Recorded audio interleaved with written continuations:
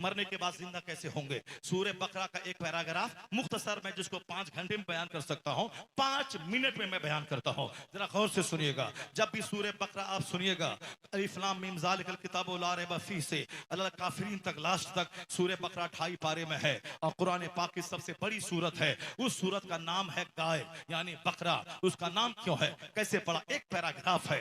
बनी इसराइल में एक बंदा था, बंदा वह लालची हरीस था। वो हरीस लालची था कि दूसरों का माल हड़प लें, इसका भी ले लें। एक आदमी मालदार था, उसका चचेरा भाई सोचता था इसको मार दूंगा, इसकी जायदाद पे कब्जा कर लूंगा। जैसे आज भी एक टेंडेंसी दुनिया में लोगों की है, या मर जाए तो दौलत पे मैं कब्जा कर लूं, या एक्सीडेंट कर जाए तो मैं इसके माल पे कब्जा कर लूं। उन्होंने क्या किया, वो अपने चचेरे मालदार भाई को कत्ल कर दिया, मार दिया, और दूसरे के दरवाजे पे जाके रात में डेड बॉडी रख दिया। और सुबह सवेरे ये जाके बोला ये मेरा चचेरा भाई है और ये घर वाला कत्ल किया है। यानी उल्टे चोर कोतवाल को डांट रहा है, कहता है कि यह मेरा चचेरा भाई है, ये इसके दरवाजे पर लाश मिली है, इसने मेरे भाई को कत्ल किया है, हमको किसास चाहिए, हमको किसास चाहिए, ये मेरे चचेरे भाई को कत्ल कर दिया। वो बोला कि नहीं मैंने कत्ल नहीं किया है, अगर तुम बोलता कत्ल किया तो फिर मैं अपने भाई भतीजों को बुलाता हूं और लेता हूं तलवार, फिर मैं लड़ाई करूंगा कि मैंने नहीं काटा है, झूठ बोल रहा है तुम, ये लाठी लुसोटा लिया। वो बोला नहीं ये मेरा चचेरा भाई की लाश तुम्हारे दरवाजे पर मिली है, तुमने कत्ल किया है। अब दोनों में जंग हो जाती, लड़ाई हो जाती। अब फैसला कौन करेगा, चलो मूसा अलैहिस्सलाम के पास। मूसा अलैहिस्सलाम के पास आए, कहा हुजूर ये मेरा चचेरा भाई को कत्ल कर दिया इसने, और ये कहता हमने नहीं किया है, लाश इनके दरवाजे पर मिली है, तुम्हारा क्या कहना है। कहा हजरत मैंने कत्ल नहीं किया है, ये झूठ बोल रहा है, कौन कहा मारा, मेरे दरवाजे पे लाके रख दिया है, मैं नहीं किया हूं। जनाबे मूसा अलैहिस्सलाम ने कहा ठहरो, अल्लाह का हुक्म आने दो। अल्लाह का हुक्म ये आया है कि तुम लोग गाय ज़बह करो, और गाय ज़बह करोगे उसका गोश्त लेके इस मुर्दा मकतूल पे मारेंगे, ये जिंदा होके बताएगा कि इसको कत्ल कौन किया है, इसको कत्ल कौन किया। बोलो जोर से सुभान अल्लाह। वो बोलो, बोलेगा ये जिंदा होके बोलेगा कातिल कौन है।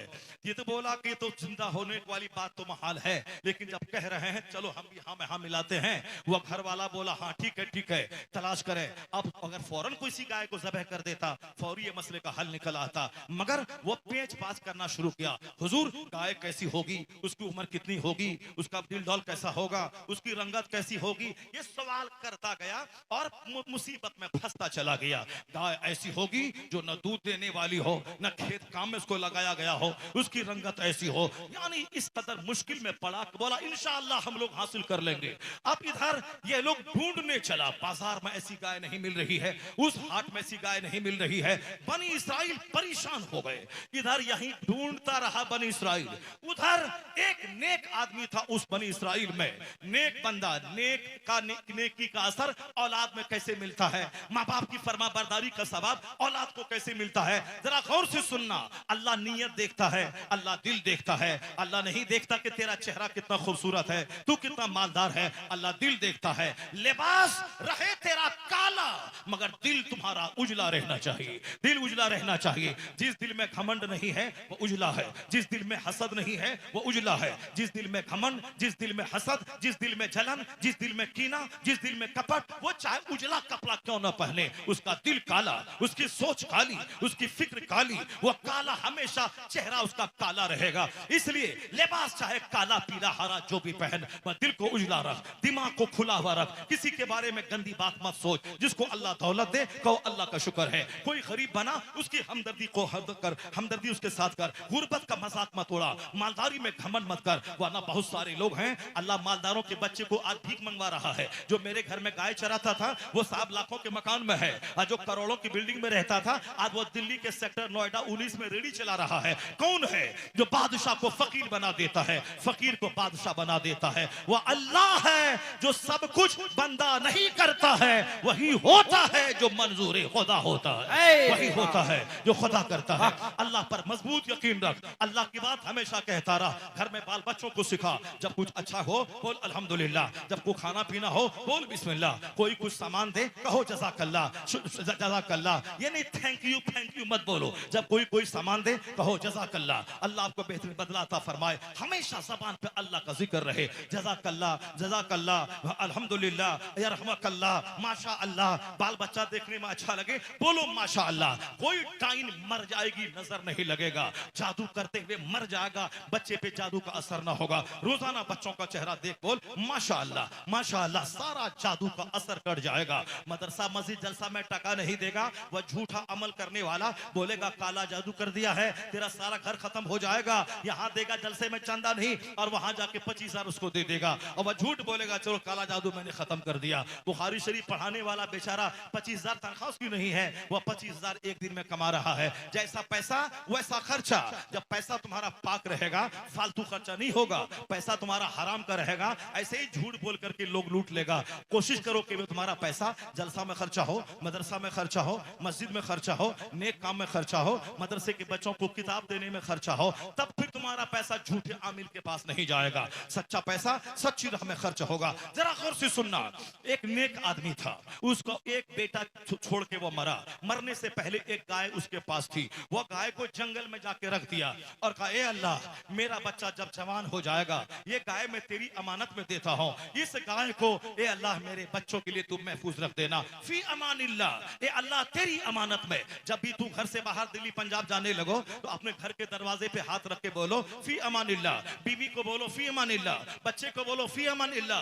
बोलो ए अल्लाह, ये मेरी बीवी बच्चे सब तेरी अमानत में है। अब बीवी को कह दे तू, वह बोलेगी। ऐसा नहीं कि वह लचकोकर बन के रहेगी, चोड़ेल बन के रहेगी, मुंह से चुराएगी, ईद के दिन भी सलाम नहीं करेगी। जाहिल दी ग्रेट, मर्द जाहिल है थोड़ा चल सकता है, औरतें जाहिल ना रहे, औरतें पढ़े। और जब शौहर घर से बाहर जाए तो औरत बोले फी अमानिल्लाह, खुदा हाफिज, अल्लाह की अमानत में। बीवी शौहर को अल्लाह की अमानत में दे दे, और शौहर घर बार को अल्लाह की अमानत में दे दे। घर बार भी सलामत रहेगा, शौहर भी सलामत रहेगा। फी अमानिल्लाह। चुनांचे उस वली ने क्या कहा, ए अल्लाह, ये जान का है तेरी अमानत में है, जब मेरे बच्चे जवान हो जाएं, ये अमानत मेरे बच्चों को वापस कर देना। वह नेक आदमी मर गया। मौत तो आनी है, मौत नहीं देखती है कि जवान है कि बच्चा है कि बूढ़ा है, मौत आ गई। पागल जो होता है वह मौत आने के बाद चिल्लाता है कोई कर दिया होगा, लेकिन जो अल्लाह का नेक बंदा होता है वो तो जानता है किसी टाइम में मौत आ सकती है। मौत आई, वो चला गया। बीवी को सब्र है। जब बच्चा उसका जवान हुआ तो माँ बोली कि ए बेटा, जाओ इस जंगल में कोने पे खड़ा होकर कह देना कि ए गाय, तुझे अल्लाह का वास्ता है, तू मेरे पास आ जा और अल्लाह से दुआ कर, या अल्लाह, मेरे बाप ने तेरी अमानत में एक गाय दिया है, अब मैं जवान हो चुका हूँ, उस गाय उस अमानत को मेरे पास वापस कर दे। वो गया जंगल के किनारे, अल्लाह का वास्ता दिया। वो गाय चर रही थी, वो गाय वहां से आई, इनके पास खड़ी हो गई। उस गाय को पकड़ा, माँ के पास ले गया। तो अम्मी कहा कि बेटा इसको बाजार में जाके बेच डाल, बाजार में बेच दो। 3 दिनार इसकी कीमत थी उस इलाके में। बाजार ले गया, एक ग्राहक आया, बोला कितनी कीमत है? कहा 3 दिनार। कहा मैं 6 दूंगा। बोला मैं अपनी अम्मी से पूछूंगा तब दूंगा। अगर आज तुम्हारे रोनिया गांव का कोई लुच्चा लफंगा होता और माँ कहती जाओ 5,000 में गाय बेच देना, अगर वहां कोई ग्राहक बोले 10,000 दूंगा, ये बोला चुप रहना, लाओ जल्दी से 10,000 रुपए। वहां से लाके माँ को देगा 5,000 रख लेगा, मोबाइल खरीद लेगा और खूब उसको देख के गाना सुनेगा। यानी गायकार बन जाएगा मेरा बेटा। मोबाइल सुन के गायकार, मोबाइल सुन के आशिक, मोबाइल सुन के लवर, न नेता बना, न कलेक्टर बना, न डीएम बना, न टीचर बना, आशिक बन गया। आशिक बन गया। लड़की के बगैर ये जिंदा नहीं रह सकता है। एक नहीं 4 शादी कर ले, मगर ज़िना मत कर। ज़िना से सेहत जाती है, ज़िना से रौनक जाती है, ज़िना से बरकत खत्म होती है, ज़िना से सारी आबादी बर्बाद हो जाती है। आज चोरी छुपे गांव में ज़िना की वजह से सारे लोग बेचैन हैं, सारा गांव टूटा हुआ है, नफरतों का माहौल है। इसलिए चोरी छुपे भी ज़िना मत करना। शादी कर ले, एक नहीं तो 2 कर ले।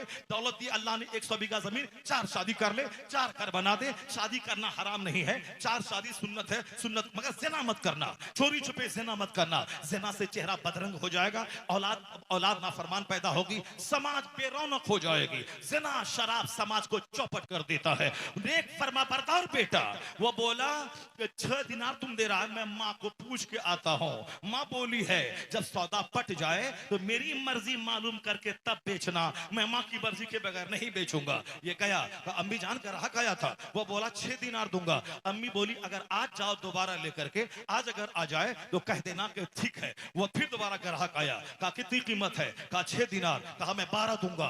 कहा फिर मैं अम्मी से पूछूंगा, क्योंकि अम्मी ने कहा था सौदा पटने से पहले मुझको पूछना जरूरी है। ये फरमाबरदार बेटा, बाप नेक था, माँ नेक है, अब बेटा भी नेक है। बाप लफा शूटिंग करने वाला, माँ चुड़ैल, अब बेटा महा लफा शूटिंग और बेटी महा चौड़े।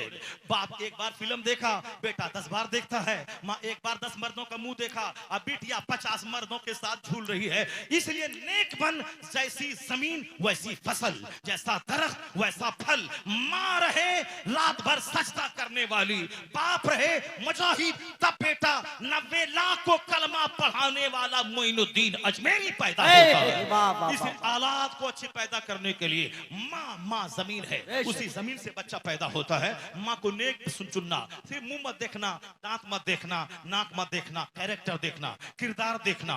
ये जमान हुई थी 18 साल में, शादी हो रही 38 साल में, या 20 साल जो गाड़ी लेट चल रही है, गाड़ी कहाँ कहाँ ठोकर खाई है, कहाँ कहाँ गाड़ी पंचर हुई है, कहाँ क्या हुआ है, उसको देखना। वरना सड़ी हुई माँ, सड़ा हुआ बच्चा। बाप नेक है, माँ नेक है, बच्चा कितना वफादार है। बोला 12 दिरहम दूंगा, कहा मैं माँ से पूछूंगा। फिर माँ के पास आया, माँ एक वली की बीवी थी, वह समझ गई ये इंसान नहीं, लगता है कोई फरिश्ता है। अब क्या हुआ, माँ बोली बेटा बाजार जाना, अगर ग्राहक अगर वही आ जाए, कह देना कि हुजूर आप ही बताइए इस गाय का मैं क्या करूं, आप ही बताइए इसकी कीमत कितनी होगी। फिर तीसरे दिन बाजार ले गया, वही ग्राहक आया। अब माँ ने कह दिया था जब आए तो कह देना। जब वो आया, कहा कितनी कीमत है, कहा आप खुद बताएं कि कितनी कीमत होगी इसकी। अब उसने कहा जाओ जाओ इसकी गाय को घर लेके जाओ, बाजार में नहीं बेचना। बनी इसराइल के लोग गाय ढूंढते हुए आ रहे हैं। बनी इसराइल के लोग गाय ढूंढते, वही जो मारा था, जो मूसा ने जो कहा था कि गाय ज़बह करना, बनी इसराइल के लोग गाय ढूंढते हुए आ रहे हैं। उनको ये कह देना कि इस गाय की खाल में सोना भर देना, यही कीमत है। सोना भर देना यही कीमत है। चुनांचे गाय को लेकर घर आया। दूसरे दिन बनी इसराइल के लोग ढूंढते ढूंढते ढूंढते उस रास्ते से गुजरे, गाय पर नजर पड़ी, बोला अरे यही गाय तो है, इसका रंग वैसा है जैसा मूसा अलैहिस्सलाम ने कहा है, इसकी उम्र सब कुछ सारा फिगर वही है, बस मिल गया, गाय मिल गई, गाय मिल गई, गाय मिल गई। चुनांच कहा कौन मालिक कौन है, वो नौजवान आया, कहा कितनी कीमत है, कहा इसकी कीमत है गाय की खाल में उतना गोल्ड भर दो इसको, यही कीमत है। क्योंकि बहुत वो लोग मार पीट किया है, कत्ल किया है, और बहुत से लोग कहते थे कि मरने के बाद जिंदा का खाओ पियो चले जाओ। अब ये अकीदा कैसा है, उसको बताने के लिए कि ज्यादा चूं चोरा का क्या नतीजा, क्या अंजाम होता है। चुनांचे का ठीक है, बहुत परेशान चूंकि हो चुका था, गाय मिल नहीं रही थी। अब जब गाय मिली तो कहा हाँ ठीक है, मैं गाय की खाल में सोना भर दूंगा। कहा जमानत कौन लेगा, अगर तुम तबाह करने के बाद तुम नहीं लेगा, तुम नहीं बोलेगा हम नहीं देंगे, तब क्या होगा। कहा चलो जनाब मूसा अलैहिस्सलाम से उसके पास चलते हैं। जनाब मूसा अलैहिस्सलाम के पास आए, कहा हुजूर ये गाय यही है जो आपने कहा था। हाँ की कीमत क्या है, ये बोलता है कि इसकी खाल में सोना भर दिया जाए, हम लोग दे देंगे, मगर जमानत कौन लेगा। जनाब मूसा अलैहिस्सलाम ने कहा तुम लोग भर दोगे, कहा हाँ हुजूर जमानत मैं ले लेता हूँ, कहा हाँ हुजूर जमानत आप ले लें। चुनांचे क्या हुआ, गाय ज़बह की गई, गाय के गोश्त से उस मकतूल जो कत्ल हुआ था उसके चेहरे पे मारा गया, वो जिंदा हो गया। सुभान अल्लाह, वो जिंदा हुआ और बोला यही मेरा चचेरा भाई, यही जो बोलता है कि इसने कत्ल किया है, इसी ने मेरा कत्ल किया है, इसी ने मेरा कत्ल किया है, इसी ने मेरा कत्ल किया है। कातिल का पता चल गया, उन्होंने अपने कातिल का पता बताया, फिर उसके बाद वो मौत की आगोश में चले गए। जिंदा होने के बाद उन्होंने बता दिया, उन्होंने कातिल का रिसालत मसलके आला हजरत इस्लाह माशरा कॉन्फ्रेंस खतीब हिंदुस्तान अल्लामा गुलाम रब्बानी नश्तर इलाहाबादी खतीबुल मुल्क अल्लामा मौलाना मुफ्ती शहरियार रजा कादरी इस्लाह माशरा कॉन्फ्रेंस सरजमीन रौनिया मौलाना गुलाम रब्बानी साहब नश्तर, माशाअल्लाह सुभान अल्लाह, आ गए। जबरदस्त खिताब उनका सुनना है। अब मेरी तकरीर खत्म होने वाली है। मैं एक चैप्टर तो आपके सामने बयान किया, इसको थोड़ी और वजाहत से बयान कर देता हूँ, फिर वो हदीस पाक माँ बहन बेटी के लिए, उसके बाद फिर आपके लिए एक हदीस, फिर मेरी तकरीर खत्म। उसके बाद मौलाना गुलाम रब्बानी साहब आएंगे और ये अख्तर भाई नात पढ़ेंगे, वह सब पढ़ेंगे। एक जबरदस्त माहौल आपने बनाया है खिताबत सुनने का, माशाअल्लाह।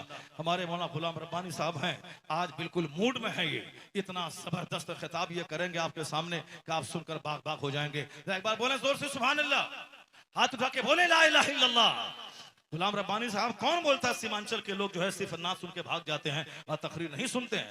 आज इन लोगों ने एक रिकॉर्ड बनाया है, ये तकरीर सुनी जाएगी और आज पूरे सीमांचल में ये माहौल पैदा होगा। सारा हिंदुस्तान को यहाँ से मैसेज मिलेगा कि सिर्फ वो एक ही बात रट रट के बोलने से काम नहीं चलेगा, नाचने कूदने से काम नहीं चलेगा। कुरान सुना जाएगा, हदीस सुनी जाएगी, अमल किया जाएगा, अच्छा मुसलमान बना जाएगा। सुभान अल्लाह। अब क्या हुआ, वह शख्स तो जिंदा हो गया। जिंदा होने के बाद बताया यह मेरा कातिल है। वह कातिल पकड़ा गया और अल्लाह फरमाता है यह सारी बात बयान करने के बाद, कज़ालिका युह्यिल मौता, इसी तरह अल्लाह मौत के बाद तुम्हें दोबारा जिंदा करेगा। जो अकीदा कमजोर हो रहा था कि मरने के बाद कुछ होगा कि नहीं होगा, जिंदा करके दोबारा हिसाब लिया जाएगा कि नहीं लिया जाएगा, इस वाकया से अल्लाह तबारक व तआला अपने बंदों को बता दिया कि वो अल्लाह जिसने इस मकतूल को जिंदा किया, वही अल्लाह तुम्हें मौत देने के बाद दोबारा जिंदा करेगा। वयुनब्बिउकुम, और वह तुम्हें बता देगा जो कुछ तुम दुनिया में करते थे वह सब तुम्हारे सामने आ जाएगा। अल्लाह तबारक व तआला नेक बंदों को नेक सिला देता है। बेटा माँ का फर्मा बरदार था, बेटा बाप का फर्मा बरदार था, अब बाप नेक था, नेक बाप का सिला उनकी औलाद को यह मिला कि गाय की खाल में सोना भर के बनी इस्राएल के लोगों ने दे दिया। इतना दिया कि बरस तक के लिए उनकी औलाद के लिए काफी हो गया। इसका मतलब बाप अगर नेक हो तो उसका इनाम बच्चों को मिलता है। अगर माँ का फर्मा बरदार हो बच्चा, उसका इनाम अल्लाह की तरफ से मिलता है। अगर बाप हो शराबी, अगर बाप हो कैंसर से पीड़ित, अगर बाप हो ज़िनाकार, तो इसका मतलब है वो तो खुद अजाब में मुब्तला होगा ही, लेकिन मनहूस बाप की नहूसत उसकी औलाद में भी चली जाएगी। उसकी औलाद जलील होगी, उसकी औलाद रुस्वा होगी। इसलिए सिर्फ लज्जत के लिए शादी मत करना, शादी करना नेक औलाद के लिए, सालेह औलाद के लिए, फर्मा बरदार औलाद के लिए। अब ऐसी औलाद पैदा होगी कैसे? सुने मेरी माँ बहन बेटियां, हुजूर ने क्या फरमाया, अल मरअतु इज़ा सल्लत खम्सहा व सामत शहरहा व सनत फरजहा व ताअत बालहा। ये चार काम औरत करे सिर्फ। इसको ना रोजी रोटी कमानी है, शौहर जिम्मेदार है, इनको काम सिर्फ करना है 5 वक्त नमाज पाबंदी से पढ़े। ये पाबंदी से पढ़े, इज़ा सल्लत खम्सहा, ये 5 वक्त पाबंदी से नमाज पढ़े। रात भर अल्लाह गहरी नींद दिया 8 घंटे, अब 8 घंटे नींद की नेमत से फायदा उठाने के बाद दुकान मकान खेत खलियान, मर्द भी औरत भी, मर्द बाद में जाए, औरत हाथ में झाड़ू और बर्तन बाद में ले। सबसे पहले जिस रब ने 8 घंटे की नींद की दौलत दी, उठने के बाद सबसे पहले उस रब को सजदा करना है। यह नमाज फजर रात की नेमतों का शुक्राना है। फजर से जोहर तक 8 घंटे कोई काम नहीं, जोहर में नमाज पढ़ना है। 8 घंटे कोई नमाज फर्ज नहीं, जोहर पढ़ना है। ये 8 घंटे की नेमत का शुक्राना, जिस रब ने हाथ दिया, जबान दी, पांव दिए, सारा पार्ट्स दिया। अब जोहर में उस रब को सजदा, 4 घंटे के बाद असर में सजदा, 2 घंटे के बाद मगरिब में सजदा, 2 घंटे के बाद ईशा में सजदा। ईशा से लेके फजर तक कोई नमाज फर्ज नहीं, वह सोने का टाइम है। फजर से लेके जोहर तक कोई नमाज फर्ज नहीं, वह काम का टाइम है। तो यह 5 नमाजें 24 घंटे की नेमतों का शुक्राना है। यह हर मुसलमान, अक्लमंद, आकिल, बालिग, औरत, मर्द, शहरी, देहाती, बीमार, तंदुरुस्त, बादशाह, रियाया, सब पर फर्ज है।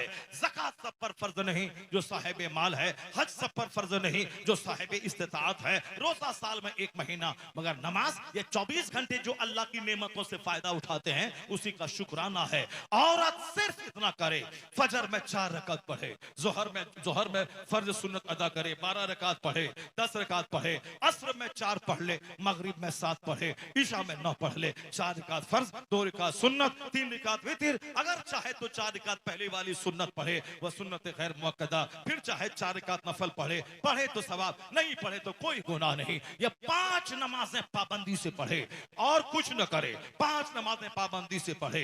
वह सामत शहरहा, साल के 12 महीने रोजी देने वाला अल्लाह 11 महीने खाते रहे हमेशा, 1 महीना रमजान का पाबंदी से रोजा रखे। औरत अगर नापाक हुई हर महीना, उन दिनों में नमाज माफ है, मगर रमजान का रोजा माफ नहीं है। उन दिनों में रोजा न रखे बल्कि पाक होने के बाद जितने रोजे कजा हुए हैं उसको रख ले। आने वाले रमजान से पहले पहले जब तक पिछला कजा अदा न करे अगला फर्ज उसका मुअल्लक रहेगा, इसलिए पहले वो कजा अदा कर ले। वो पाक होने के बाद जरूर रोजा रखे। सामत शहरहा, एक महीना रोजा रखे, 5 नमाज पढ़े। वह सनत फर्ज, ये अपनी शर्मगाह की हिफाजत करे। अपना बिस्तर गैर मर्द को न दे, गैर मर्दों से फोन से चकल बात न करे, ताक झांक न करे। शौहर को 2 लाख रुपए मेहर की रकम दिया है, तीनों टाइम खाना खिलाता है, तुझको कपड़ा देता है, इसलिए तेरी इज्जत शौहर की अमानत है। अपनी शर्मगाह की हिफाजत करना, ऐसा मत करना। और रात हम बंबई में थे, बंबई में एक मौलवी साहब ने बताया, ये जाहिल बाबा था, वो बहुत कमाता था, लेकिन उसकी बीवी 3 बच्चों के साथ, जो उसका नौकर राकेश नाम का था, उसके साथ वो भाग गई। अब जाहिर सी बात है, आप बाहर घूमते रहिए, यहाँ वहां जाते रहिए, अपने घर की बीवी बाल बच्चों को नमाज रोजा मत रखवाइए। वो तो आप ही के ड्राइवर के साथ तो भागी जाएगी, वो आपके राकेश के साथ तो भागी जाएगी। इसलिए अपनी बीवी पे कड़ी नजर रखिए। ऐसा नहीं कि दोस्त आ गया, चाय लाओ जी, ये हमारा फ्रेंड है, जरा मुलाकात करो इससे जी। तो अगर दोस्त से मुलाकात करवा दिया तो तुम रहोगा दिल्ली में, और तेरा दोस्त यहाँ आएगा, तेरे दोस्त से आंख चार होगी तो तू दिल्ली झाड़ते रहो, तेरे दोस्त के साथ ये भाग जाएगी। तेरा पीर साहब क्यों ना आ जाए, अपनी बीवी को पीर साहब के पास मत जाने दे, अपनी जवान बेटी को पीर साहब के पास मत जाने दे। तेरा बहनोई क्यों ना आ जाए, तू साली है, अपने बहनोई के पास मत जा, वरना तेरा शौहर तेरी बहन को लेके भाग जाएगा। खिलाफे पैगंबर कसे रह गुज़ीर, कि हर किस पर मंजिल न कहाद रसीद। मुस्तफा के खिलाफ जो करेगा कभी मंजिल मकसूद पर न पहुंचेगा। आज जो अपनी बीवी को छोड़ के साली को लेके भाग रहा है, अपनी मुरीदनी को लेके पीर भाग रहा है, अपनी शागिर्दनी को लेके उस्ताद भाग रहा है, मुस्तफा की शरीयत के खिलाफ जो भी करेगा यही हाल होगा। देवर से पर्दा फर्ज है, सन भाई से पर्दा फर्ज है, चचेरे ममेरे फुफेरे भाई से पर्दा फर्ज है। क्या कहा हुजूर ने, 5 वक्त की नमाज पढ़, रमजान का 1 महीने का रोजा रख, अपनी शर्मगाह की हिफाजत कर, अपने बिस्तर शर्मगाह की हिफाजत कर, गैर मर्दों से आंख मत मिला, शर्मगाह उसको मत दे। व ताअत बालहा, अपने शौहर की बात मान। शौहर बोले काला पहाड़ वाइट कर। अगर अल्लाह के अलावा दूसरे को सजदा करना जायज होता तो हर औरत को हुक्म होता शौहर को सजदा करे। कितना बड़ा मकाम शौहर का है। ऐसा नहीं कि 50-50% है, एक बार मैं कपड़ा धोऊं, दोबारा तुम धोना, एक दिन मैं खाना बनाऊं, दूसरे दिन तुम धोना, एक दिन मैं तुम्हारा पांव दबाऊं, दूसरे दिन तुम मेरा पांव दबाना, ये नहीं चलेगा। शौहर जो बहुत बड़ा मकाम रखता है, महर की रकम, खाना कपड़ा सब शौहर देता है, तो उसका मकाम इतना बड़ा है, उसके बदन में पीप हो जाए, अपने मुंह से चूस लो, फिर भी शौहर का हक अदा ना होगा। जबान मत लड़ाना, व ताअत बालहा, शौहर की बात मानना, क्योंकि हुजूर ने कहा है तुम तो अला बाबिल नार, मैं जहन्नम के दरवाजे पे जब खड़ा हुआ, फराई तो अक्सर अहले निसा, तो मैंने अक्सर जहन्नम में औरतों को देखा है। क्यों? औरतें नमाज पढ़ने में सुस्ती करती हैं, शौहर की नाफरमानी करती हैं, लानत मलामत ज्यादा करती हैं, नाशुक्री ज्यादा करती हैं। 10 साल ईद में कपड़ा दो तो ठीक है, एक बार मत दो तो बोलेगी तुमने दिया ही कब है जो आज देगा। 10 साल की सारी नेमतों की नाशुक्री 1 मिनट में कर डालती है। इसलिए यह कड़ी सुरक्षा चाहिए। बाप सुरक्षा दे, भाई सुरक्षा दे, शौहर सुरक्षा दे, औलाद सुरक्षा दे, इसको कभी भी सुरक्षाहीन मत रखे। सुरक्षा के अंदर में यह रहेगी, वरना थोड़ी सी छूट मिलेगी, बस 2-4 मर्दों के साथ मुंह लगाना शुरू कर देगी। नमाज 5 वक्त की पढ़े, रमजान का रोजा रखे, अपनी इज्जत की हिफाजत करे और शौहर की बात माने। शौहर की बात की कटिंग मत करे, ये करो तो नहीं, वो करो तो नहीं, ऐसे करो तो नहीं, ऐसे करो तो नहीं, यानी सिर्फ कटिंग। मेरे मदरसे के एक मौलाना जवान आदमी, शादी उसकी हुई, मैंने इस तरह की तकरीर एक जगह की, कहा हजरत औरतें तो कटिंग मास्टर होती है, चाहे जितनी अच्छी बातें बोले सब बात का जवाब उसके पास होता है, वह कटिंग करने में बड़ी माहिर होती है। मन समता नजा, जो खामोश रहा नजात पा गया। और शौहर के सामने खामोश रहा कर, उनकी बहन, उनकी बेटी, उनकी माँ की शिकायत मत कर, खामोश रह। उनके सामने तू अपना दिल बिछा दे, अपना हाथ बिछा दे, वह तुम्हारे पांव के नीचे अपना दिल बिछा देगा। तू उसके लिए जमीन बन जा, वह तेरे लिए आसमान बन जाएगा। 4 काम कर, 5 वक्त नमाज, रमजान का रोजा, शौहर की इज्जत की हिफाजत, शौहर की बात मान, ये 4 बात कर। उसके बाद क्या करे, फल तदखुल मिन अय्य अब्वाबिल जन्नत शात। मुस्तफा जन्नत के मालिक कहते हैं, जन्नत के जिस दरवाजे से चाहे औरत जन्नत में दाखिल हो जाए। माशाल्लाह।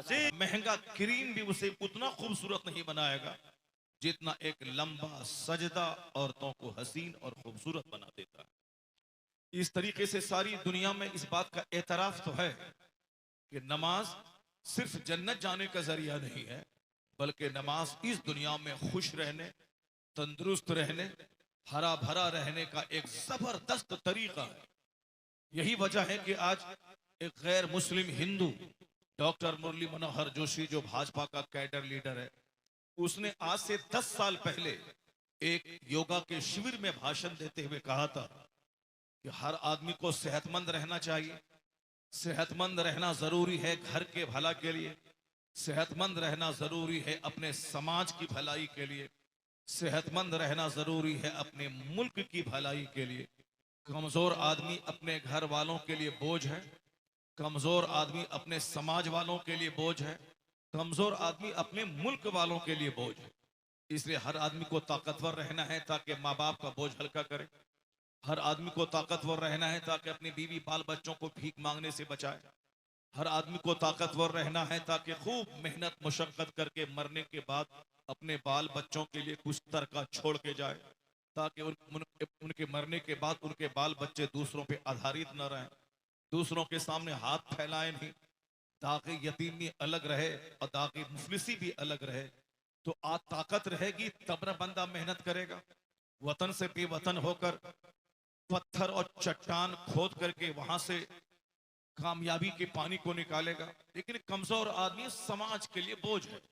डॉक्टर मनोहर जोशी कहते हैं कि इस दौर में सेहतमंद रहने के लिए योगा करना एक बहुत बड़ा तरीका है, ताकि बंदा सुबह और शाम एक्सरसाइज करे, उसके जरिए उसका हेल्थ बना रहेगा और रोजाना 8 से लेकर 12 घंटे तक काम करने की उसको एनर्जी मिलती रहेगी। उन्होंने कहा कि प्रधानमंत्री भी योगा करें, चपरासी भी योगा करे, चूंकि सबको ताकत की जरूरत है। जिसका दिमाग खर्च होता है उसको भी एनर्जी चाहिए और जिसका जिस्म खर्च होता है उसको भी एनर्जी चाहिए, मगर एनर्जी के बगैर कुछ काम नहीं होगा। मनोहर जोशी कहने लगे बहुत सारे लोगों ने अलग अलग तरीका अपनाया है। अब उन्होंने कहा कि रामदेव जी उत्तराखंड के हैं, योगा का तरीका बताया है कि सुबह सवेरे खुली फजाओं में चले जाएं, हाथ उठाएं, हाथ नीचे करें, सांस रोक लें, सांस तेज तेज छोड़ें। इससे अंदर से तंदुरुस्ती आपको मिलेगी और आप फुलफिलमेंट महसूस करेंगे, बेटरमेंट महसूस करेंगे आप।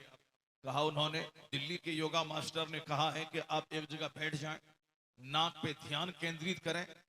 मैं कहना चाहता हूं कि डॉक्टर मनोहर जोशी भाजपा का लीडर, वो क्या बोला? वो एक ऐसा आदमी है जिसने भाजपा पार्टी की बुनियाद का सतून है। वो 3 लोग हैं जिसने इस पार्टी को कायम किया, अटल बिहारी वाजपेयी, डॉक्टर मुरली मनोहर जोशी, लाल कृष्ण आडवाणी। ये 3 लोगों ने इस पार्टी को बनाया, जो पार्टी आज 10 साल से पूरे भारत पे राज कर रही है। पार्टी का जो मैनिफेस्टो हो उससे हमको बहस नहीं, लेकिन जिसको हम जिस नजरिए से देखते हैं, यही नजरिया हमारा है कि ये लोग हमारे ताल्लुक से अच्छा ख्याल नहीं रखता है।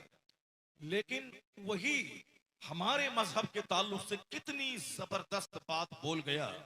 मनोहर जोशी कहने लगे, योगा का जितना तरीका है दुनिया में, वो सारे तरीके एक तरफ, मगर जब मैं नमाज़े पंजगाना को गौर से देखता हूं कि 24 घंटे में 5 वक्त इस्लाम ने नमाज को कंपलसरी, अनिवार्य, फर्ज करार दिया है, और हर वक्त की नमाज में कई रकात नमाजें हैं, और हर रकात में स्टैंडिंग खड़ा होने की हालत भी है, रुकू होने की हालत भी है, सजदा होने की हालत भी है, बैठने की हालत यानी standing position, reclining position, sitting position. वो कहते हैं कि जब बंदा खड़ा होता है, उस खड़े होने की हालत में ये हार्ट अपने जिस्म के सारे निचले पार्ट्स में ब्लड वाफिर मिकदार में पहुंचाता है।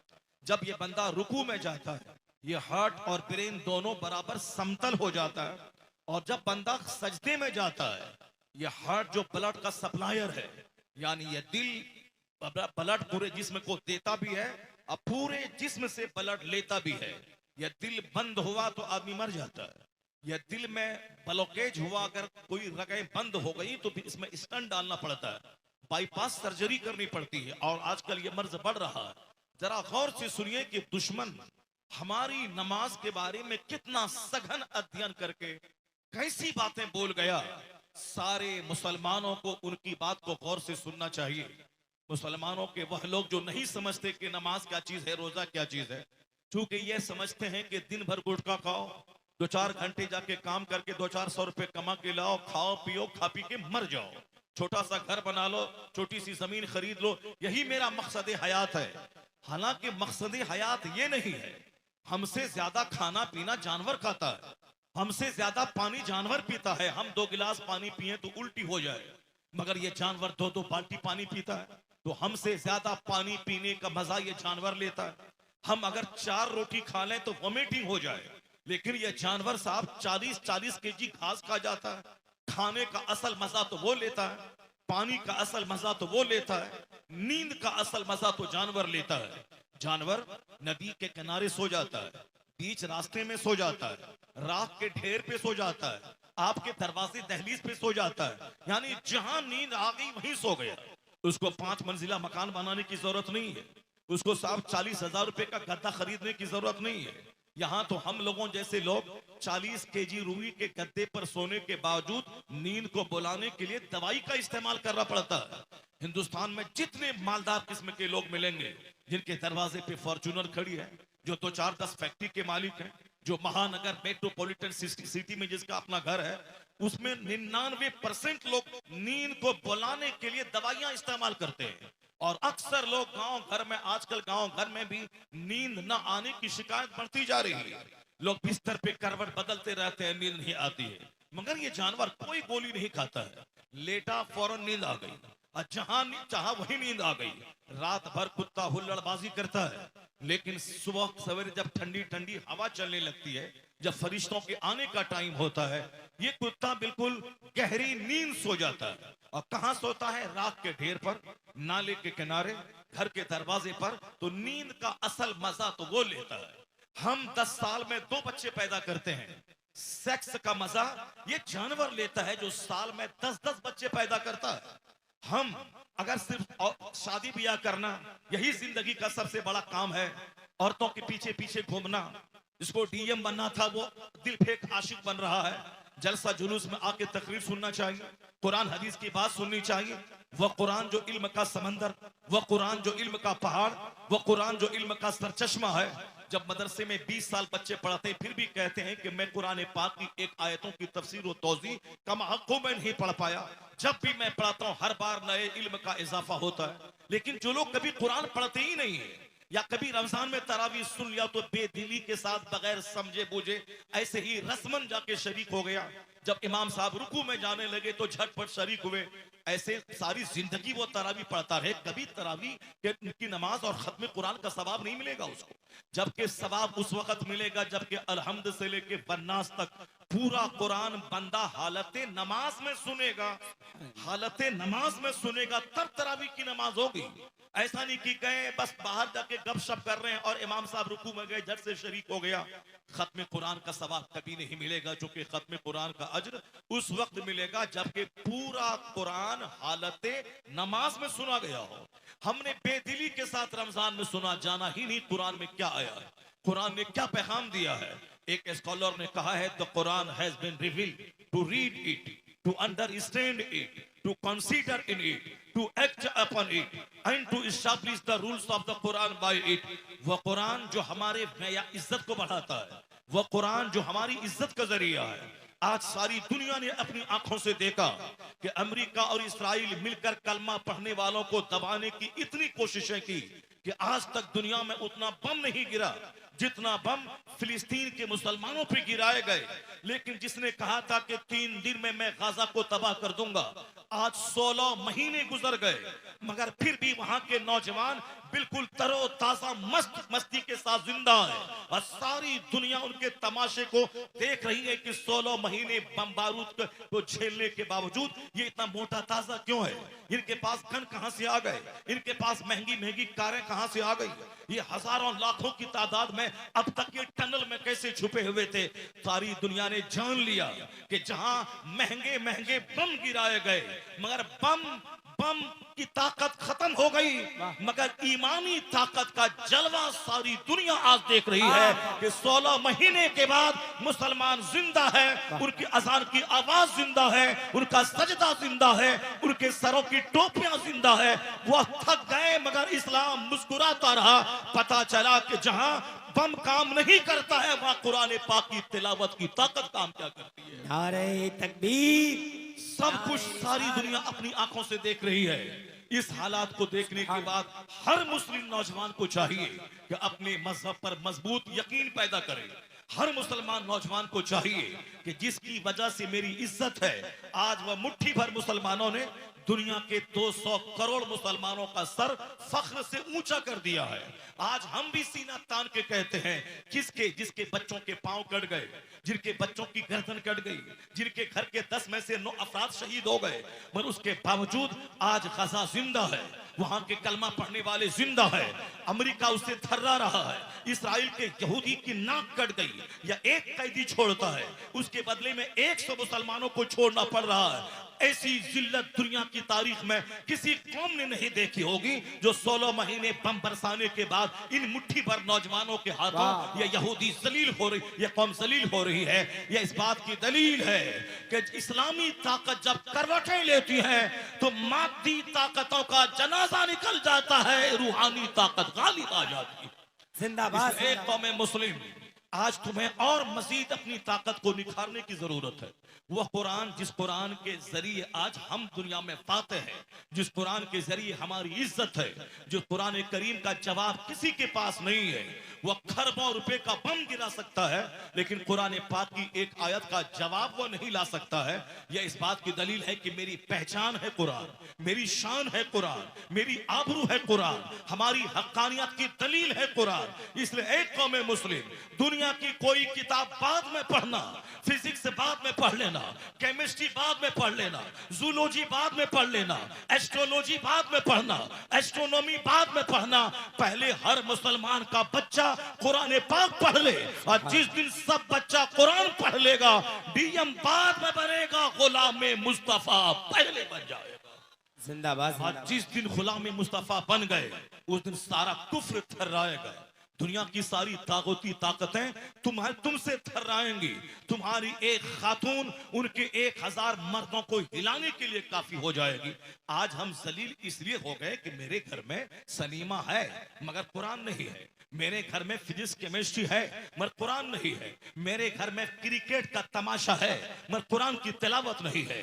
कल इंडिया के पाकिस्तान में मैच था, मैच जिसने खेला, मैच जिसने जीता, जिसको कार इनाम में मिला, लेकिन मैंने जो 4 घंटा आंख जला जला के मोबाइल पे मैच देखा, ये बताएं मुझको क्या मिला? मुझको क्या मिला? मैं कहता हूं तुझको क्या मिला? जीता जो वो जीता सिकंदर है, हारा जिसके उसके पास गम है। लेकिन तुमने जो आंख जला जला के टेलीविजन के सामने 4 घंटे बैठ के तुमने देखा, और तुम जो मजा लिया के चौका चौका लगाया, ये छक्का लगाया, ये बैटिंग किया, वो साहब विकेट ले लिया, ये इतने रन पे आउट हो गया, ये जो हम 4 घंटे तक जो उछले और कूदे, मुझको क्या मिला? आंख की बीनाई गई, हम स्क्रीन पे निगाहें टिका के रहे, मेरा कारोबार बंद हुआ, मेरी आंख गई, एनर्जी लॉस हुई, नतीजे में कुछ नहीं मिला।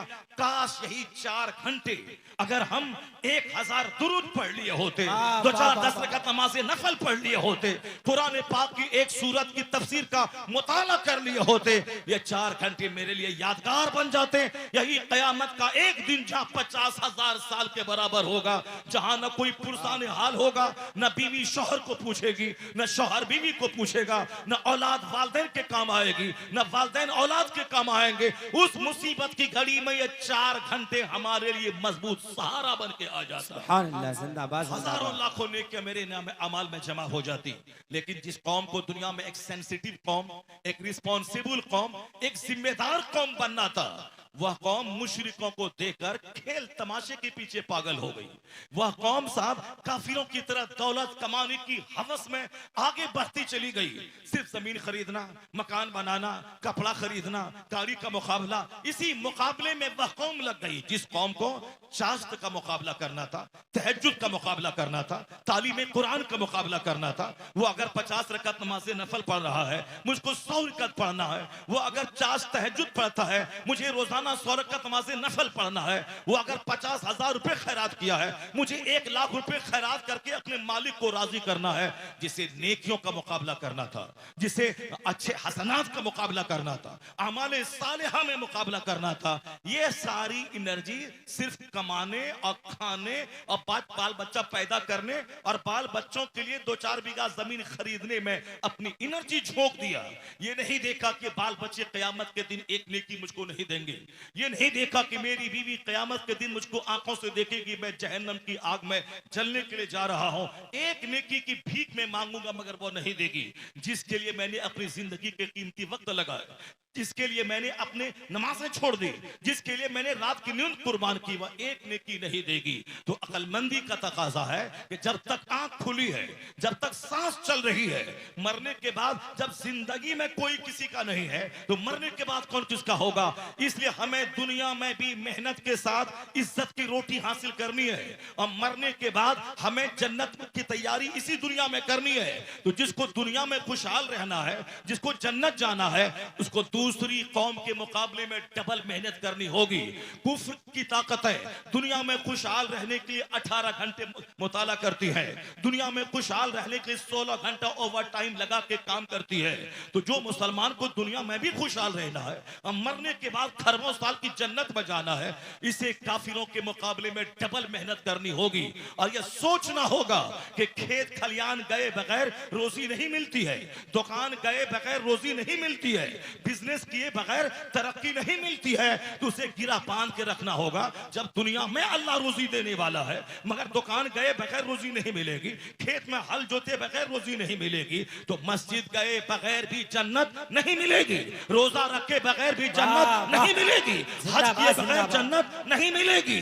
अल्लाह रोजी देने वाला है मगर खेत जाना होगा, अल्लाह जन्नत देने वाला है मगर मस्जिद जाना होगा, सदका करना होगा, खैरात करना होगा, तब दुनिया में अल्लाह रोजी देगा, मरने के बाद जन्नतुल फिरदौस। नारे तकबीर, नारे रिसालत, इस्लाहे मुआशरा कॉन्फ्रेंस, खलीफे सरकारे ताजुश शरिया। ए मेरी कौम, आज पूरी तकरीर सुन के आपको जानी है, अगर सीने में दर्द जगा कि मैं मुसलमान हूं, मुझे कुरान सुनना है, मुझे मुस्तफा का फरमान सुनना है, मुझे अब तक जो हुआ अब जिंदगी में एक नया यू टर्न लेकर अपनी जिंदगी में कमाल पैदा करना है, तो आप तकरीर का एक जुमला अपने दिल की गहराई में आप नोट करेंगे। मौत की तलवार सर पे लटक रही है। मैं अभी 15 साल से लगातार जिस हैदराबाद की जमीन निजामाबाद पे मैं खिताब करने जा रहा हूँ, 12वीं शरीफ के मौके पे जाता हूँ। पहले 13 तकरीर करने जाता था, फिर बाद में उसको घटा के 6 कर दिया, मगर हर साल कम से कम 3 तकरीर जरूर करने के लिए मैं उस शहर में जाता हूँ। पूरे हिंदुस्तान में सिर्फ एक शहर निजामाबाद है जहां 12वीं शरीफ के मौके पर 16 जलसे होते हैं। 25 सफरुल मुजफ्फर से वो जलसा शुरू होता है और 12वीं शरीफ के जुलूस पर वो जलसा खत्म होता है। 12 जलसा वो और 5 जलसे, ये 12 5 17 जलसे होते हैं। यह सिर्फ तन्हा वो शहर है जहां 17 जलसे 12वीं शरीफ के मौके पर वहां के नौजवान करते हैं। वहां के नौजवानों के पास करोड़ों रुपए का महल है। बाज नौजवान फॉर्चूनर 50 लाख की फॉर्चूनर पे चलता है, लेकिन उसके बावजूद उनकी सोच है कि फॉर्चूनर पे मैं चल रहा हूं, ये नेमत गाड़ी की मकान की जिस मुस्तफा के सदके में मिली है, उस मुस्तफा की आमद का जश्न मनाया जाएगा। इतना कदर शान से मनाया जाएगा कि बेटे की शादी में भी उतनी खुशियां नहीं मनाई जाएंगी जितनी खुशियां मुस्तफा की आमद के मनाई जाएंगी। वह लोग करते हैं, रोजाना टाइम देते हैं। एक जलसे में तो आप आते नहीं, हमारा बच्चा इधर उधर घूम रहा है, छोकरीबाजी कर रहा है, नहीं समझता है कि हाँ मेरी माँ भी है, मेरी बहन भी है, मेरी बेटियां भी है। जिसको तुम घूर के देखने के लिए इस तरफ जा रहे हो सकता है कि तेरी बहन को कोई दूसरा घूर के देखने के लिए आ जाए, तब तेरे दिल पे क्या गुजरेगा। नामर्द हिजड़े, बदतमीज, एक दूसरा अपने दूसरों की बेटी है, तो मुसलमान होने के नाते तुझको उसका प्रोटेक्शन देना चाहिए। ये हमारी बहन है, ये हमारी माँ है, ये हमारी चची है, ये हमारी फूफी है, ये हमारी दादी है। बदतमीज तुम इसके तरफ तकरीरें छोड़कर, ये जन्नत की क्यारी छोड़कर, ये जन्नत की महफिलें छोड़कर उसके इर्द गिर्द घूम रहा है। क्या तुझे अच्छा लगेगा कि तेरी माँ के इर्द गिर्द 10 छोकरा घूमे, तेरी बहन के इर्द गिर्द 10 छोकरा घूमे, तेरी बेटी के इर्द गिर्द 10 छोकरा घूमे? जब तू नहीं चाहता है बदतमीज, ये बता दे कि तू जिसको घूर के देख रहा है वो भी तो किसी की बेटी है, वो भी तो किसी की माँ है, वो भी तो किसी की बहन है। ये जलसा सजाया जाता है गैर मुस्लिमों के सांस्कृतिक कार्यक्रम की तरह नहीं कि वहां जाएं और साथ एंजॉय करें, तफरी करें, घूमें, नाचें, गाएं। नहीं नहीं, वो तो दूसरों का मजहब है जहां ढोल बजाया जाता है, जहां हारमोनियम बजाया जाता है, जहां पूजा के नाम पे नाचा जाता है, जहां पूजा के नाम पे औरतों को नचवाया जाता है। इस्लाम इन तमाम खुराफात से पाक मजहब है। इस्लाम में ढोल के लिए कोई जगह नहीं है, इस्लाम में हारमोनियम के लिए कोई जगह नहीं है, इस्लाम में नाच के लिए कोई जगह नहीं है। हमारा त्योहार ईद का त्योहार है, रोजाना 5 नमाज है, ईद के दिन 6 नमाज है, एक नमाज और बढ़ जाती है, रोजाना 5 नमाज है, बकरीद के दिन 6 नमाज है, एक नमाज और अलग से बढ़ जाती है। तो जो लोग त्योहार के बहाने नाचते हैं, त्योहार के बहाने शराब पीते हैं, उसका हमसे क्या मुकाबला है? हमारा त्योहार तो ये है कि डेली 5 नमाज फर्ज है और त्योहार के दिन एक नमाज अलग से और वाजिब हो जाती है।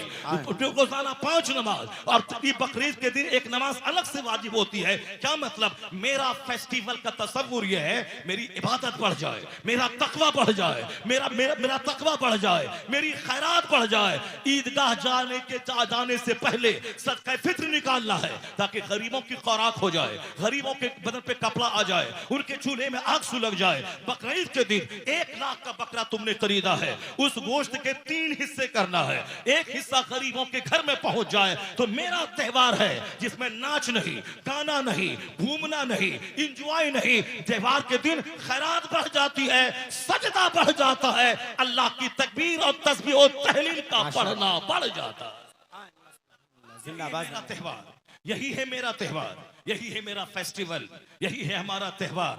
इसीलिए हम जलसा जुलूस नाचने के लिए नहीं करते हैं कि ढोल बजाएं, नाचें, कूदें। हम जलसा इसलिए करते हैं ताकि मेरी सूखी हुई आंख में आंसू के कतरे आ जाए, हमारा ये सख्त दिल नर्म हो जाए, हमारी जिंदगी जो गुनाहों की कीचड़ में लथपथ है इसमें कुछ नेकियों की बहार आ जाए, हमारी माएं, बहन, बेटियां अपनी जिम्मेदारी समझ लें और हमारे नौजवान मर्द अपनी जिम्मेदारी समझें।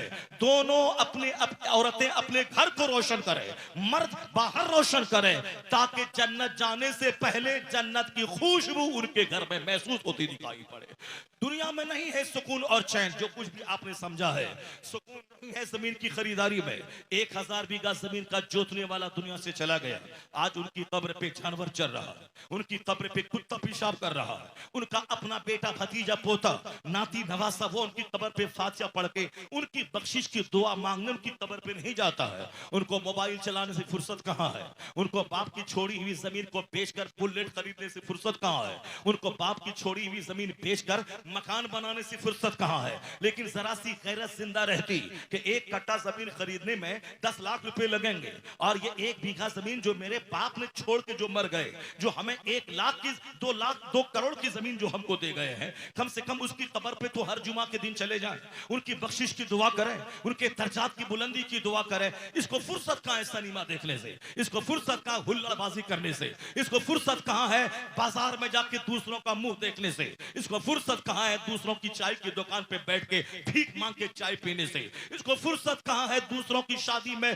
दीवाना बन के घूमने से, इनको फुर्सत कहाँ है रात रात भर पुल और पुलिया पे बैठ के वही नाच गाने वाला मोबाइल देखने से। यहूदियों का बच्चा मोबाइल चला चला के IAS ऑफिसर बन गया, वह साइंटिस्ट बन गया, और हमारा बच्चा जो DM बनने वाला था वह मोबाइल चला चला के दिल फेंक आशिक बन गया, वह चपरासी भी बनने के काबिल नहीं रहा। वह लड़की को लेके हैदराबाद से घर चला आता है, कहता अबू क्या करें, दिल दिल दिल दिल ये ले लिया है, हम क्या करें। पढ़ने गया था, बाप जमीन बेच के पैसा भेज के पढ़ा रहा था, वहां से वो किताब लेके क्या आएगा, नौकरी लेके क्या आएगा, खानदान पूरे गांव वाले की शान क्या बुलंद करेगा, वहां से लड़की को लेके चला आया। बनना था डीएम या आशिक बन गया, जो मोबाइल चलाएगा, जो सिर्फ ख्वाहिशात की तकमील करेगा, वो तो लड़की लाके माँ बाप की नाक कटा देगा। लेकिन जो एक एक मिनट को कीमती समझेगा, जो कुरान से जुड़ा रहेगा, जो आलिमों से जुड़ा रहेगा, जो मजलिसों से जुड़ा रहेगा, वह लड़की लेके नहीं आएगा, वह वहां से मुलाजमत लेके आएगा, नौकरी लेके आएगा, आईएएस ऑफिसर बन के आएगा, वह बैरिस्टर बन के आएगा, वह लॉयर बन के आएगा, वह मास्टर बन के आएगा, ताकि खुद कमाएगा तो वो, मगर सारे गांव की नाक बुलंद हो जाएगी, सारे गांव की शान बुलंद हो जाएगी। वह काम मत कर कि तेरी सारी सलाहियतें एक औरत के पांव में दफन हो जाए। वह काम कर कि तू एक जबरदस्त बाप बन जा, जबरदस्त भाई बन जा, जबरदस्त समाज का एक फर्द बन जा, ताकि तू मर भी जाए तो सारा समाज तुम्हारी तालीम की रोशनी में सुकून महसूस करे और कहे ये अकेला नहीं था, पूरे समाज की आबरू और शान बन के चमकाता है, पूरे समाज की आबरू बन के चमक। न कि एक लड़की के चक्कर में सारे खानदान की नाक मिट्टी में मिला दे, सारे खानदान की आबरू मिट्टी में मिला दे। यह काम बड़ी जिम्मेदारी वाला काम वो करेगा जो फजूल बातें नहीं बोलेगा, जो फजूल काम नहीं करेगा, जो फजूल सोहबतों में नहीं रहेगा, जो फजूल नहीं घूमेगा, अपना एक टारगेट बना लेगा, अपना एक एम बना लेगा, मुझको करना क्या है, मुझको जीना कैसे है, मुझको रहना कैसे है। मैं बात वहां की कर रहा था, जिस तंजीम के लोग हर साल 17 महफिलें करते थे, उस तंजीम में 4 लोग 4 पिलर की तरह थे। उन पिलर में से एक पिलर पर सो गिर गया। वह 4 लोग गाड़ी से जा सफर कर रहे थे, एक जलसे से वापस आके कभी नहीं सोचा होगा कि ऐसा कुछ हो सकता है। जवान बीवी, 4 बच्चियां और 2 बेटे, बिल्कुल यंग आलिम दीन, मस्जिद का इमाम, वह लौट रहे थे। अब गाड़ी रफ भी नहीं चला रहा था, गाड़ी आगे जा रही थी, पीछे से एक लारी ने टक्कर मारा और सैयद अयूब हाशमी मस्जिद के इमाम का स्पॉट डेथ हो गया। यानी जो उस तंजीम का एक मजबूत सुतून था, खत्म हो गया। सारा शहर सोगवार है। ऐसा नहीं कि ऐसा क्यों हो गया, ये हादसा किसी के साथ हो सकता है और कोई वक्त मुतअय्यन हमारे नजदीक नहीं है, मगर अल्लाह के नजदीक एक वक्त फिक्सेड है।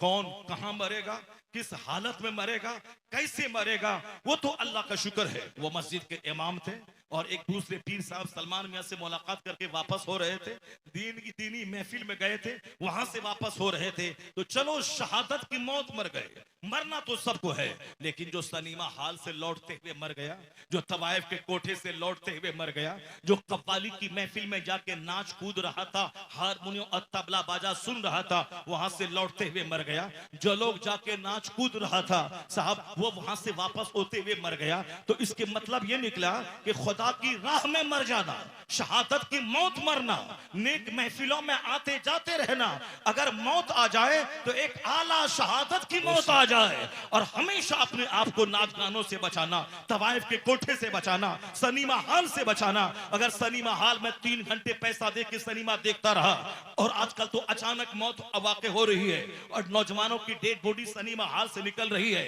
और जिम खाने से निकल रही है। अगर 3 घंटे सनीमा हाल में सनीमा देखता रहा, अगर वहां मर गया, सर में चक्कर आया, अटैक आया, अगर मर गया तो क्या हाल होगा।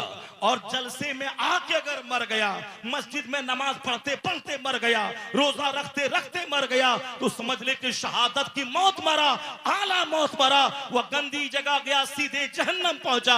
अगर जलसे में आके मर गया तो सीधे जन्नतुल फिरदौस का मुसाफिर बन गया। सुभान अल्लाह, सुभान अल्लाह। इसलिए बंदा को चाहिए कि हमेशा अच्छी महफिलों में आना जाना रखे, ताकि मौत आए तो अच्छी महफिल में आए, अच्छी बातें बोलता रहे, ताकि मौत आए तो अच्छी बात जबान पे हो, अच्छी महफिलों में आता जाता रहे, ताकि मौत आए तो अच्छी महफिल में आ जाए। मरना तो सबको है। आप बोलेंगे क्या मौलाना को मरना नहीं है, मैं कहूंगा हाँ हाँ मुझको भी मरना है। आप कहेंगे आपके मौलाना कारी रसूलुल्लाह साहब थे, क्या वो नहीं मरे स्टेज पर तकरीर करते करते? आपके मौलाना एजाज कामठवी थे, क्या वो नहीं मरे तकरीर करते करते? आपके साहब शायर थे, नात पढ़ने के लिए घर से निकल रहे थे, सीढ़ी से नीचे गिरे और उनका इंतकाल हो गया। फला साहब थे, नात पढ़ते पढ़ते मर गए। मैं कहूँगा हाँ हाँ मरना तो सबको है, मगर गुटका चबा चबा के झूठ बोल बोल के मरना और है, नाते नबी पढ़ के मरना और है। तवाइफ के कोठे पे मरना और है, मस्जिद की चटाई पे सजदा करते हुए मरना और है। मरना तो सबको है, मगर वह मौत काबिले रश्क है जो खुदा करते करते आ जाए, अल्लाह अल्लाह करते आ जाए, दिन की महफिलों में आ जाए, खाने काबा में आ जाए, रोज़े रसूल पे आ जाए, आला हजरत के मज़ार पे आ जाए, मस्जिदों में आ जाए, जलसा में आ जाए। ये मौत सबको नहीं आती। अल्लाह जिससे मोहब्बत करता है उसी को नेक जगहों पे मौत अता फरमाता है। जब आज सडन डेथ, अचानक मौत आ रही है, किसी भी वक्त में कोई मर सकता है, उससे पहले अपनी जिंदगी का जायजा लेना चाहिए कि मैं कहां हूं और मैं क्या कर रहा हूं, मैं किस रास्ते में हूं, नेकियां कितनी मेरे पास हैं। अगर कल फजर के बाद मेरी मौत का ऐलान हुआ तो आज ही गौर कर लें कि नेकियां मेरे पास कितनी हैं और बुराइयां कितनी है। तो फिर आदमी को एहसास होगा कि मैं क्या कर रहा हूं। वह बाल बच्चों के लिए तो जिएगा, लेकिन उससे ज्यादा वह अपने लिए जिएगा, जन्नत के लिए जिएगा, आखिरत के लिए जिएगा, कब्र के लिए जिएगा, हश्र के लिए जिएगा। जिस रब ने पैदा किया उस रब करीम की इबादत के लिए जिएगा। तो अगर यह नियत रही कि मुझे जन्नत जाना है तो बाप के का पांव दबाएगा, वो भी जन्नत जाने का जरिया है। माँ का चेहरा देखेगा, वो भी जन्नत जाने का जरिया है। बीबी के मुंह में सुन्नत समझ के जो लुकमा डालेगा वो लुकमे का भी अज्र मिलेगा। और अपने बच्चों को अदब अगर सिखाएगा कि मेरे लाल खाने से पहले दोनों हाथ गट्टों तक धो लेना है, मेरे लाल बैठने का सुन्नत तरीका ये है, दाना चबा चबा के खाना है, का पायजामा बैठ के पहनना है, कुर्ता खड़े होके पहनना है, मेरे लाल ऐसे पहनना है, ऐसे खाना है। याद रखें, कहा गया है तुम अपनी औलाद को जो तरबियत देते हो, जो अदब सिखाते हो, इससे बेहतर कोई तोहफा नहीं है। 50 करोड़ का महल बच्चों को देना ये उतना बड़ा गिफ्ट नहीं है जितना अपने बच्चे को अदब, तहजीब, उसको दुनिया सिखा देना ये सबसे बड़ा तोहफा बाप की तरफ। नारे तकबीर, नारे रिसालत, शमीम रजा फैजी, अल्लामा डॉक्टर शहरियार रजा कादरी साहब किबला। एक बाप अपने औलाद को जितना भी गिफ्ट देता है, जितना भी तोहफा देता है, उससे बेहतर कोई तोहफा नहीं है। 50 करोड़ का महल बच्चों को दे के मर जाना, इसका कोई बेनिफिट आपको नहीं मिलेगा। 100 एकड़ जमीन छोड़ के बच्चों को मर जाना, उसका कोई बेनिफिट नहीं मिलेगा। लेकिन अपने बच्चों को अगर आप नमाजी बन के मर गए तो बच्चा जब तक सजदा करता रहेगा उन तमाम सजदों का फायदा उस नमाजी बाप को मिलता रहेगा, नमाज पढ़ाने वाले बाप को मिलता रहेगा। जरा गौर से सुनिएगा, मेरी बातें तवील ना हो जाए। मैं जरा अपनी तकरीर को अब मैं शुरू करता हूं ताकि आपका एक मजाज अब बन गया है। मुझे महफिल में बैठना है, मुझे दीन सीखना है, मुझे अल्लाह का डर दिल में पैदा करना है, मुझे कब्र में अपने मुस्तफा को चेहरा दिखलाना है ताकि मैं मुस्तफा के सामने कैसा जाऊं। इस्लाम बहुत बड़ा मजहब है, इस्लाम में बहुत सारे पैगामात हैं, लेकिन हमारे लिए जो मोटी मोटी बातें हैं वह मोटी मोटी बातें मैं आप तक पहुंचाने की कोशिश कर रहा हूं। हमारी माँ बहन बेटियां चूंकि एक बहुत बड़ी तादाद में यहाँ बैठी हुई है, इसलिए मैं चाहता हूं कि आपकी बात थोड़ी सी मौखर करके मैं इनकी खबर लेता हूं। चूंकि यह थोड़ी देर में यहाँ से महफिल खाली करने वाली है, ये यहाँ से जाने वाली है। अगरचे होना यही चाहिए था कि हर शौहर जो जलसे में वाज सुने वो अपने घर जाके बीवी को बता दे कि मौलाना साहब ये कह रहे थे, मौलाना साहब कहते ये फर्ज है, ये वाजिब है, ये सुन्नत है, ये नफल है, ये हराम है, ये हलाल है। सारी बातें शौहर अपनी बीवी को बता दे। औरतों पे जुमा की नमाज फर्ज नहीं है, मगर मर्द जो जुमा की नमाज पढ़ के वहां जाए तो जुमा का खिताब जो हुआ वो औरत को जाके सुना दे कि मेरी बीवी इमाम साहब ने आज ये कहा है। लेकिन आज को खिताब सुनने वाले नहीं है, और खिताब याद रखने वाले कहां से होंगे और अपनी बीवी को बताएंगे कहां से। औरतों को महफिले वाज में भी नहीं आना चाहिए, वह घर में रहे, शौहर की जिम्मेदारी वह उनको बता दे। लेकिन अगर जरूरतन वो आप ही जाए महफिले वाज में तो पर्दे में रहे ताकि उनकी नजर मर्दों पे ना पड़े, मर्द की नजर उन पर ना पड़े, पर्दे में रहे और खामोश रहे, अपने सर और चेहरे को ढांप के रहे और जो कुछ बोला जाता है एक एक जुमले को गौर से सुने, उसको याद रखें, अपनी सहेली सहेलियों के पास उसका चर्चा करे, अपने घर में दस्तरखान पे खाते हुए उसका चर्चा करे कि मौलाना साहब ने ये बात कही थी। बस एक हदीस में सुनाता हूँ, सिर्फ एक हदीस, ये हदीस या सुन ले, उसको याद रख ले, और याद रख के सिर्फ एक हदीस, 10 हदीस में पढ़ूंगा तो फिर ये याद नहीं रख पाएंगे। यहाँ मेरी माँ बहन बेटियां हैं और आप सब हैं, आप भी याद कर लें ताकि आप अपने घर में बता सके। दस्तरखान पे बैठे हैं, चर्चा इसी हदीस का हो जाए कि मौलाना साहब एक हदीस सुनाया था कि इस हदीस से पाक पर जो भी अमल करेगा फिर उसका अंजाम क्या होगा, इसी हदीस से पाक में बयान किया गया है। औरतों की जिम्मेदारियां लिमिटेड है, औरतों की जिम्मेदारियां महदूद हैं। इस्लाम ने इसकी जिम्मेदारी महदूद करार दिया है। इसके ऊपर में बाल बच्चों को खिलाने के लिए मेहनत मुशक्कत करने की इनको जरूरत नहीं है, इनको खेती बाड़ी करने की हाजत नहीं है, क्योंकि इनके महर की रकम शौहर इनको देगा, इनको रहने का घर शौहर इनको देगा, इनके कपड़े का इंतजाम शौहर करेगा। कहते हैं ना कि इतने फला की बेटी फला को इतने महर 10 लाख 20 लाख 5 लाख 50 लाख महर के बदले में फला के निकाह में अलावे नानो नफका के, यानी नान मने रोटी, नफका मने उसका खर्चा, नानो नफका रोटी कपड़ा के अलावा इतने पैसे के बदले में फला की बेटी फला को इनके निकाह में दिया गया। अब ये महर की रकम भी देंगे 5 लाख रुपया। ऐसा नहीं कि शादी ब्याह में जो हमारे लोग कहते हैं साहब जितना महर बांधना है बांध दो, देना तो है नहीं। अगर हम पहले मर गए तो मोहल्ले की 5 औरतें इनको पकड़ के लाएंगी और कहेंगी कि जो इनका महर है उसको तुम माफ कर दो, तो वो तो माफ कर ही देगी। लेकिन अगर पहले वो मर गई तो क्या होगा? ये तो उसका हक था, उसके भाई बाप को देना होगा, लेकिन कौन देता है? नहीं देंगे। जरा सुनिए, हदीस पाक में आया है, मुसलमान होने के नाते कुरान अल्लाह का कलाम है, ये यकीन रखना पड़ेगा। हदीस मुस्तफा का कलाम है, उसको यकीन करना पड़ेगा।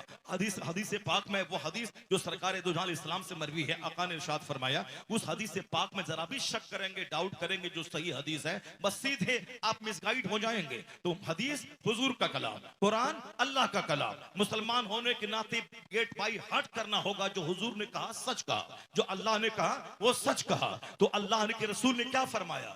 हदीस में आया है कि जो शख्स इस नीयत से निकाह कर ले कि महर को देना है नहीं, जितना बांधना है बांधो, 10 लाख 20 लाख 1 करोड़ देना तो है नहीं, जितना बांधना है बांध लो। हदीस में आया है कि उस शख्स का हश्र कयामत के दिन ज़िनाकारों की फहरिस्त में होगा, ज़िना करने वालों की सूची में वह शामिल होगा। ऐसा नहीं कि चमड़े की जबान है, हिला दिया, जो हुआ सो किया। दुनिया में तो बहुत सारे लोग हैं, कोई सुअर खाता है, कोई पाखाना खाता है, कोई गाय का पेशाब पीता है, कोई ऊंट का पाखाना पीता है। पीने वाला पीने दो, क्या आप भी पानी वही करेंगे?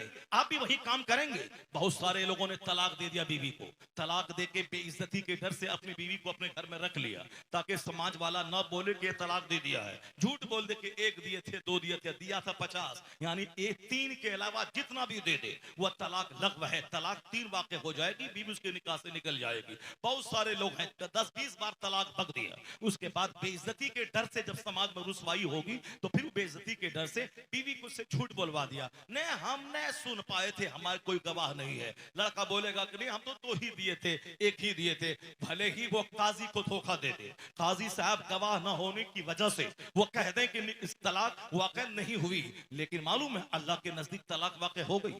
अब बीवी उसके निकाह से निकल गई, अब वो अजनबी औरत की तरह हो गई। जितने दिन तक उससे सोहबत करेगा वह सोहबत ज़िनाकारी। और मालूम है जितने बच्चे पैदा होंगे सारे बच्चे वलदुल हराम वलदुल ज़िना। आखिर जमाने में इसी तरह लोग कमजोर हो जाएंगे, तलाक दे देंगे गुस्से में, उसके बाद बेइज्जती के डर से झूठ बोल देंगे। तो इस तरीके से नाजायज हरामी बच्चों की तादाद समाज में बढ़ जाएगी। और जब देखने लगे कि माँ का अदब खत्म हो जाए, बाप का एहतराम खत्म हो जाए, जलसे का एहतराम खत्म हो जाए और उसमें हया और शर्म खत्म हो जाए कि माँ बहन बेटियां को प्रोटेक्शन, इसको सुरक्षा देनी है, ना कि वहां जाके अपनी आंख को सेकना है। जब देखें कि बेहया बच्चे ज्यादा पैदा होने लगे, बेअदब बच्चे पैदा होने लगे, समझ जाएं कि वलदुल हराम की तादाद में इजाफा हो रहा है, वलदुल ज़िना की तादाद में इजाफा हो रहा है। चूंकि हया जेवर है और बेहयाई वलदुल ज़िना की खमीर में आती है। जहां हलाल औलाद है, जहां माँ बाप की पाकीज़ा औलाद है, वहां कहीं ना कहीं कुछ न कुछ शर्म रहेगी, गैरत रहेगी, हया की चादर रहेगी। और जहां बिल्कुल बेहयाई हो, समझ जाएं कहीं ना कहीं बुनियाद में खता है।